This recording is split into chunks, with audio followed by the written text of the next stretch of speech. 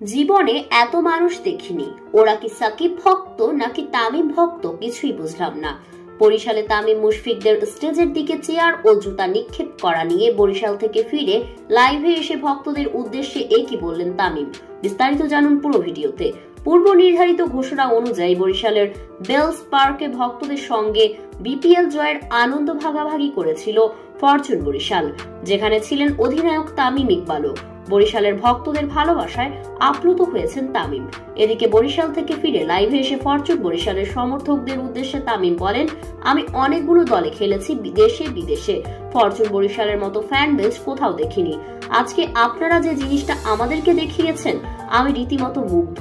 আমাদের দায়িত্ব 3 গুণ বেড়ে গেল, কারণ আপনাদের মতো ভক্তরা আমাদের সঙ্গে আছেন।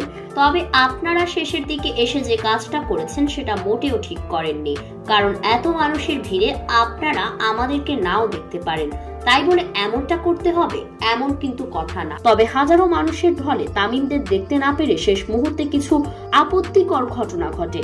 তামিম মুশফিকদের ভালো করে দেখতে না পারায় স্টেজের দিকে চেয়ার ও জুতা নিক্ষেপ করে কিছু ভক্তরা। তার পাল্টাপাল্টি জবাবও দিয়েছেন অন্য ভক্তরা।